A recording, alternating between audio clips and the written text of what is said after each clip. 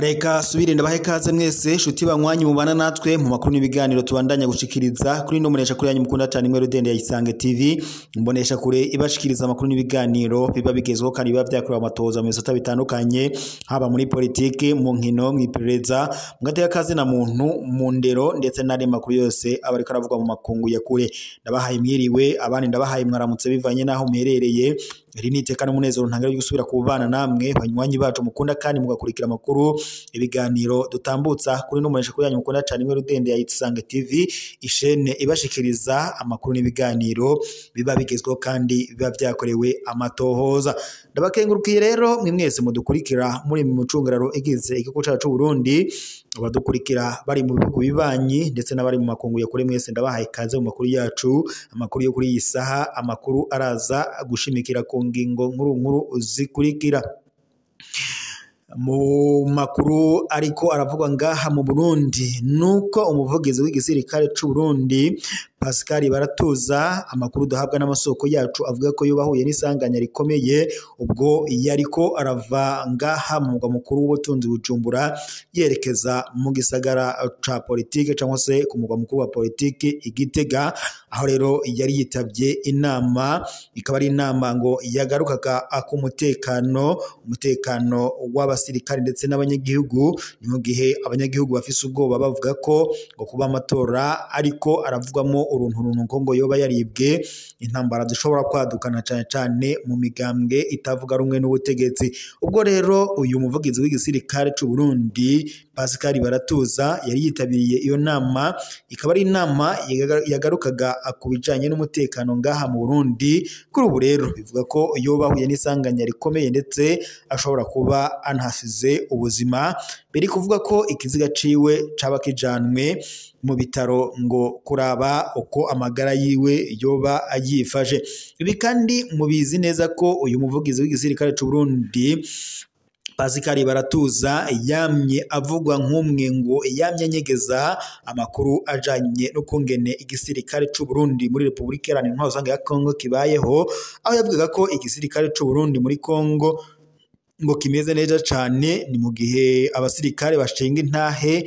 abari muri Republika Iharanira Intwaro ya Kongo nyene bashinga intahe bavuga ko ngo ubuzima bumeze nabi muri Republika Iharanira Intwaro ya Kongo harimo ngo kubura ibifungurwa harimo impuzu ndetse n'ubuzima bumeze nabi cyane ngo na cyane umukuru w'igihugu c'u Burundi Evariste Ndayishimiye kuko yabohereje ku itegeko mwarabyumvise neza mu gihe umukuru w'igihugu yafata ingingo yo kohereza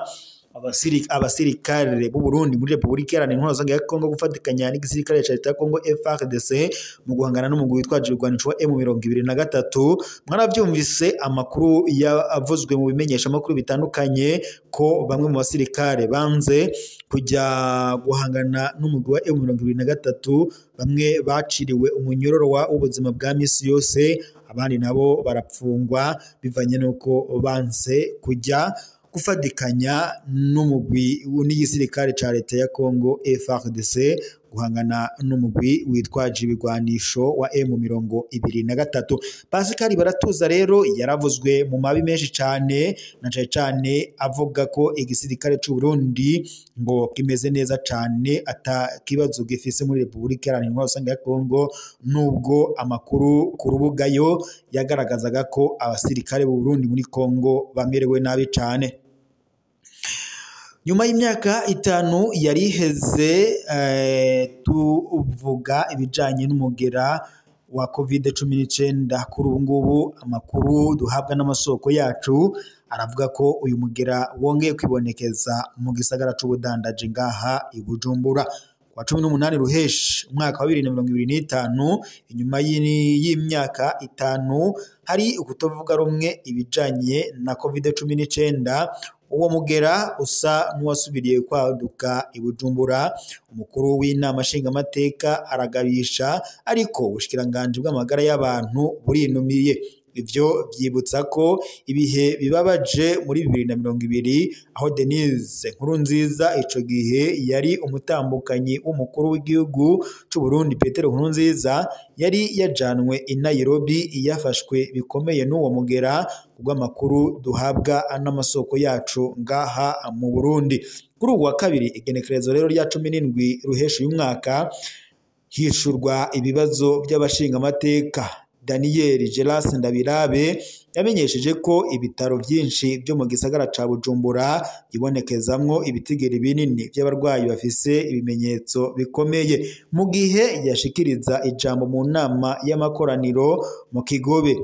yatanze ubutumwa bukomeye buvuye ku uvyo wenyene yiboneye mu mavuriro n'ibitaro byo mu gisagara ca Bujumbura, igisagara c'ubudandaji. Yagize ati jewe naraciye mu bitaro bimwe bimwe bambwira ko COVID-19 yagarutse, ibimenyetso si nka vya bindi vya mbere, ubu irashinzikaza cane vyihuta abagwayi, niko yashikirije imbere y'abashinga amateka bari hagati y'ugutangara ndetse no gutemera ibiriko biravugwa.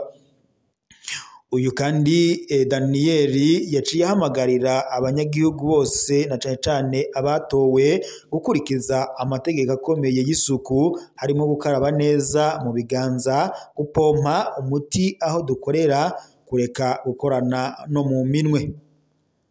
Yagize ati tube maso, aka karanda ntikarahera, umwe wese ategerezwa gukora ico ashoboye, niko uwo yarongoye inama nshinga amateka yashikirije. Ariko rero nta biharuro vyatanzwe n'ubushikiranganje bw'amagara y'abantu ntiburanagira ico bushikirije, ariko agacerere karababaza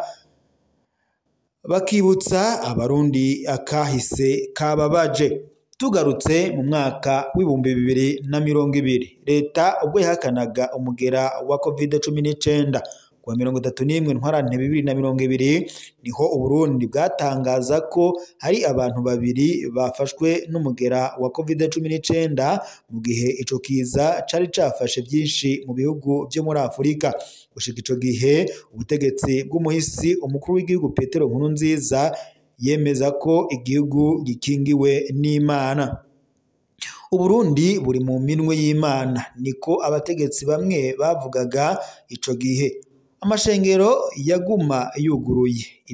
ibikorane vy'amashengero bikaguma abiba, ariko nta na bamwe bigeze biyugarana. Uko kwanka guhangana n'ukuri kwari gufiswe imvo za politike vyanka vyakunda kugira amatora ya 2020 abe yari ategekanijwe kugira ngo habe gushikiriza intwaro Evariste Ndayishimiye. Kwemera ico kiza vyari gutuma ikirangaminsi gihungabana. Leta yaranirukanye murantunga. Ikindi kandi leta yaranirukanye abahinga bane ba OMS ibagiriza kwivanga mu bitabaraba muri Rusama 2020 kubera atabipimo by'ikivunga byabaye hamwe ndetse n'umugambi wo kuvura uko uboneka igihugu cigize ikitabibona uko umugera wariko uragwirirana. Urupfu rwa Petero Nkurunziza nijanwa kuvurwa mw'ibanga ry'umutambukanyi wiwe. Kwa 18 ruheshi Pierre Nkurunziza yarapfuye, leta itangaza ko umutima wiwe wahagaze, ariko amasoko yo mu Burundi na mvamakungu yemezaga ko yari yanduye ikiza ca COVID-19 ikitari carigeze cemezwa na leta y'u Burundi. Kubw'amakuru twatohoje, umutambukanyi w'umukuru w'igihugu c'u Burundi Denise Nkurunziza yari yajanwe byihuta i Nairobi muri Kenya, aremvye cane inyuma yo gufatwa n'uwo mugera. Ukujanwa akwiwe mw'ibanga ntangere n'umugwi w'ubushikiranganje bw'amagara y'abantu byatumye ubuzima bwiwe burokoka. umusubirizi wiwe Evariste Ndayishimiye we yaciye ahagarika ivyo vy'uguhakana ko COVID-19 akiyita umwasi wa mbere, ariko ingingo zafashwe zo kurwanya ico kiza zagumye ari nke cane. Nta kwiyugarana, nta rucanco, hama amajambo y'Imana hose.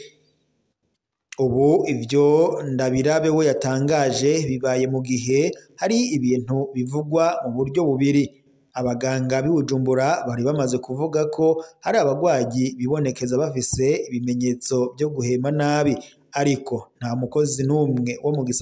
mu gisata c'amagara y'abantu yigeze atanga ibiharuro. Mu butegetsi naho ivyashikirijwe n'umukuru w'inama nshingamateka ntibibonwa kumwe. Nimba koko ikiza kigarutse, ubwo bushikiranganji bw'amagara y'abantu bukwiye kuva mu gacerere. Nitwosubira mu makosa yo mu mwaka wa 2020, niko umwe mu bashingamateka bo mu mugambi ku butegetsi yabwiye imbonesha kure yanyu arino yacu ya Isange TV. Harasubiriye kwibonekeza ivyo guhakana iciza ubugira kandi kubera ko atakirangatangazwa ku mugaragaro, ibihuha biguma bica bifata ikibanza hagati y'amakenga y'abanyagihugu ndetse n'abashingamateka babinegura. Mu gihe abantu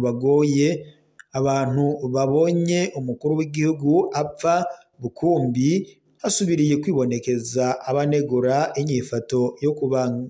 yo guhakana neza ico kiza.